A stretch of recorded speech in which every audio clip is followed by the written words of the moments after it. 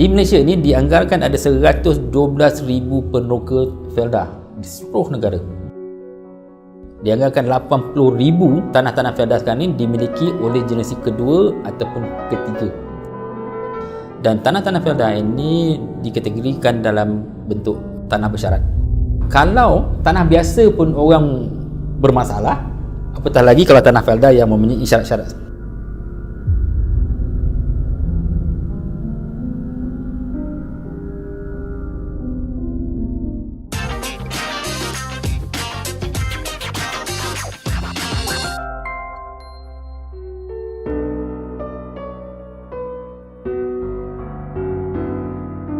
Sebenarnya program peneroka felda ini dah lama, daripada tahun 60-an lagi, di mana kerajaan mewujudkan felda dan mewujudkan peneroka-peneroka tanah felda. Dan tanah-tanah felda ini dikategorikan dalam bentuk tanah bersyarat, geran bersyarat, sebab dia ada diikat oleh GSA, Group Settlement Act, ataupun tanah kelompok, di mana ada syarat-syaratnya. Jadi itu yang membezakan antara tanah felda dengan tanah biasa, terutama sekali dalam bentuk pewarisan harta pusakanya. Okay. Dan di Malaysia ini dianggarkan ada 112,000 peneroka felda di seluruh negara. Banyak tempat, sampai Sabah Sarawak pun ada. Dan yang paling menjadi masalah, kebanyakan peneroka generasi pertama dah meninggal dunia. Dianggarkan 80,000 tanah-tanah felda sekarang ini dimiliki oleh generasi kedua ataupun ketiga.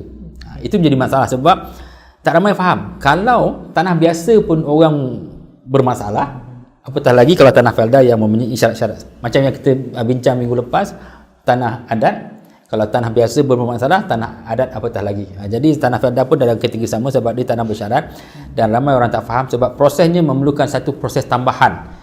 Dan ramai orang proses pertama pun tak selesai, dan bila proses keduanya tak menjadi cantik, dan ia akan menimbulkan masalah. Sebab apa? Pertama, kita cerita tentang GSA ni. Antara syarat utama ataupun yang paling jelas sekali adalah apabila meninggal peneroka felda pada ketika geran felda itu belum lagi dianugerahkan pada peneroka, sebab dia ada masa untuk dia dapat geran. Kalau meninggal dunia, tanah itu tidak boleh diturun sebagai pusaka. Dia hanya boleh diturunkan kepada seorang pentadbir yang meneruskan pentadbiran tanah tadi. Dan hasilnya boleh dibahagi ikut faraid kepada waris-waris faraid. Itu kalau tanah itu, geran itu masih lagi belum dapat daripada felda. Kalau contohnya setelah beberapa tahun-tahun peneroka itu dah dianugerahkan geran, pada ketika itu sama juga perlu pembicaraan pusaka, boleh dipilih untuk melantik pentadbir ataupun boleh memilih pada salah seorang waris mengambil alih sebagai peneroka, tetapi perlu mendapat persetujuan pihak felda. Jadi sama juga macam tanah adat, di mana perlu melalui proses pembicaraan pusaka di pejabat pusaka kecil, tetapi untuk memindah bilik harta perlu dapat persetujuan daripada pentadbir keseluruhan, itu felda. Itu membezakan tanah felda dengan tanah biasa. Tapi kedua-dua, tanah biasa dan tanah felda, tetap sekiranya pemilik itu meninggal dunia, tetap perlu melalui proses perbicaraan pusaka, sama ada di pejabat pusaka kecil ataupun di mahkamah tinggi. Ya.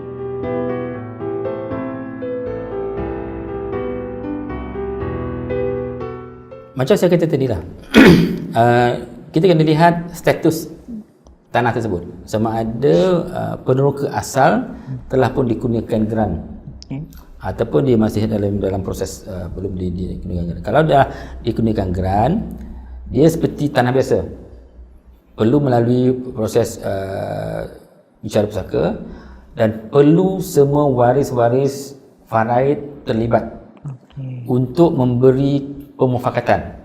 Mufakat sama ada semua setuju untuk melantik Abang Long sebagai pentadbir. Semua orang kena sign setuju.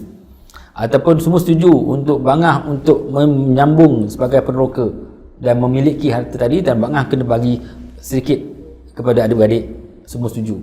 Ataupun yang adik-beradik lain, tak apalah, kita orang bagi kat mak semua, mak jadi peneroka. kita tak minta apa-apa. Setuju. Ini sama macam muafakat at-takharruj. Jadi semua waris-waris faraid boleh melepaskan hak dengan redha, melepaskan hak dengan tebusan. Tapi dia tak boleh tahu banyak nama, tak boleh kata okey boleh tak tahu 4 nama dalam tu, sama kata tak boleh letakkan nama ikut faraid. Itu je saya tak boleh. Sebab tanah tadi tidak membenarkan sebab syaratnya. Okey. Jadi kalau contohnya tanah tu dah ada geran, bolehlah mencapai 2 mufakat tadi. Okey. Nak lantik pada seorang, ada 3 mufakat sebenarnya. Bagi pada seorang semua lepaskan hak, bagi pada seorang orang tu adalah kauti bayar ataupun seorang menjadi pentadbir. Jadi itulah pemufakatan yang boleh dilakukan kalau status tanah itu adalah tanah yang telah mencapai geran. Tapi kalau tanah tadi masih lagi belum dapat gerannya, hanya satu pilihan, ialah melantik pentadbir untuk meneruskan usaha menjadi peroka, tetapi hasilnya nanti boleh dituntut oleh semua waris. Itu kaedah pembahagian harta pusaka. Itu yang kadang-kadang menjadikan rumit, sebab ada satu pihak buat satu research lah kepada semua peroka dan juga waris-waris. Boleh dikatakan tak sampai 20% orang faham yang apa itu akta JSA. Kebanyakan yang lain semua tak tahu. Bila tak tahu, dia akan menimbulkan pelbagai masalah. Jadi yang banyak yang masalah berlaku di kalangan tanah-tanah pewarisan feodal ni adalah bila tidak ada kefahaman, tidak dilakukan proses yang betul, dan akhirnya kesudahannya tidak tepat, dan dia punya permasalahannya akan berpanjangan dan menjadi lebih teruk lagi.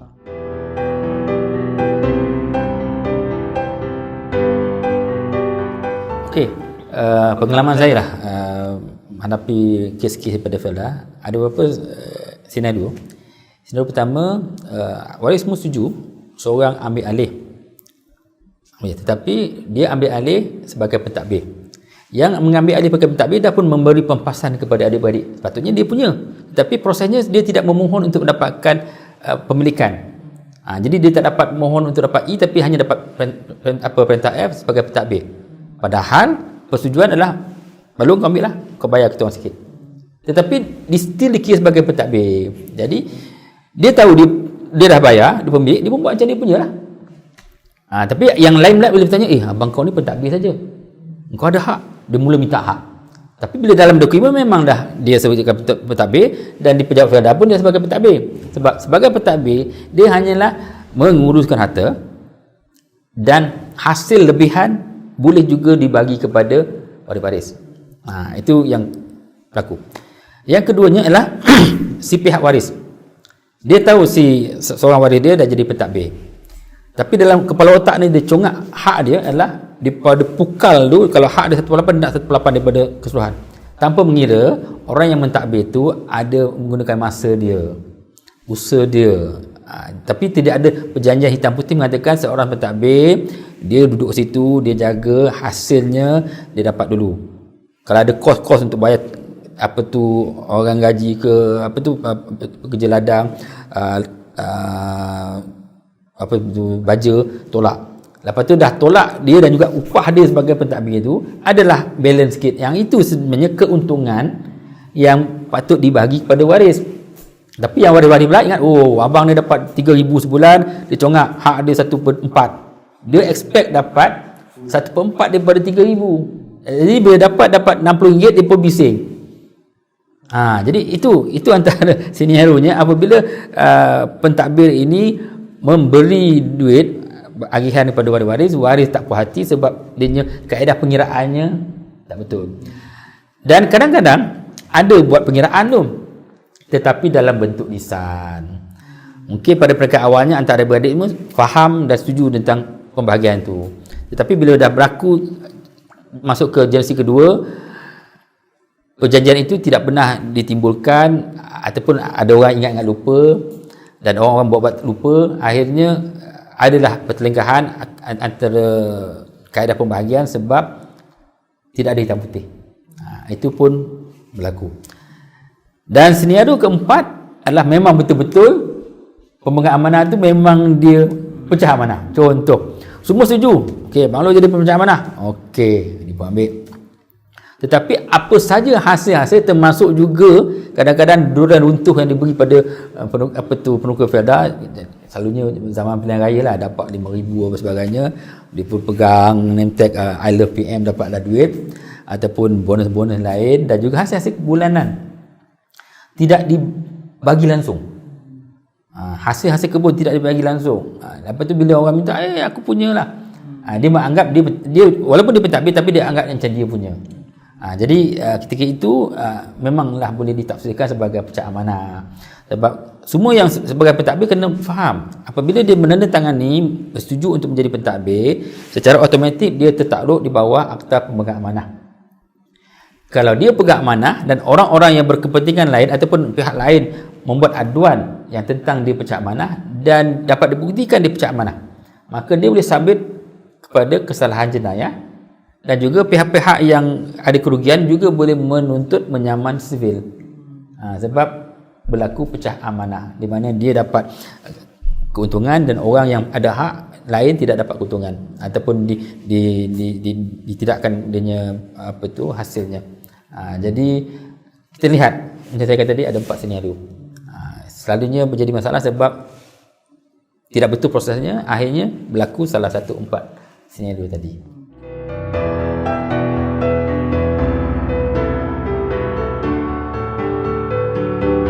Pertama, dalam felda syarat untuk menjadi peneroka mereka mestilah berkahwin, dan di felda ada rekod mengatakan peneroka ini isterinya. Jadi mereka sebenarnya macam partner. Okey.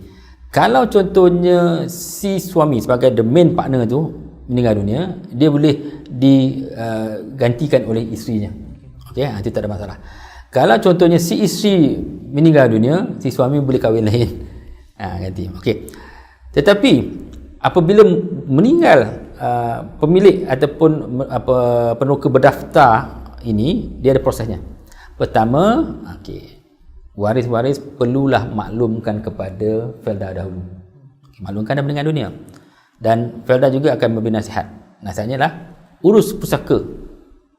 Jadi pergi ke pejabat pusaka kecil, pergi daftar kat felda tu, pergilah kematian dan tarikh sebagainya, dan kemudian waris-waris perlu buat permohonan macam biasa di pejabat pusaka kecil. Isi borang A, isi DDA, dan sebaik-baiknya kalau nak begitu dapatkan juga khidmat nasihat orang yang faham lah. Sebab kalau waris pergi akan kena tendang ke tepi, ke tengah lah. Jadi boleh pergi supaya dokumen-dokumen itu dan juga kemufakatan itu betul. Jadi contohnya kalau tanah itu belum ada grant lagi, mohon untuk mendapatkan perintah F di mana salah seorang waris akan menjadi pentadbir.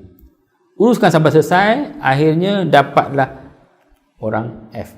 Jadi orang F tu bolehlah diberi kepada pejabat felda, untuk pejabat felda rekodkan supaya pentadbir itulah akan berurusan dengan felda, baik nak ada projek-projek ke tanah semula ke, dan hasil kebun juga akan di-bank in kepada yang pentadbir tadi. Tapi kalau dia pentadbir, tanggungjawab dia untuk memastikan waris-waris lain juga mendapat hasilnya, ada perjanjiannya, macam mana pengagihannya. Satu. Lagi satu yang perlu juga semua faham, tanah felda ni adalah geran berangkai. Maksudnya selagi dia tanah felda, kecuali tanah-tanah yang telah ditukar status seperti felda Sendayan, felda Labu, felda Sungai Buaya, dah tak ada lagi GSA. Selagi dia GSA, dia adalah geran berangkai. Jadi bila geran berangkai ialah dia ada tanah penempatan rumah, ada tanah kebun dan tanah ladang, ada tambahan tu. Selalunya ada tanah suku ekar, 10 ekar dan 2 ekar. Semua berangkai. Dia tidak boleh buat kata okey yang ni pentadbir ni pentadbir ni, tak boleh. Dia satu.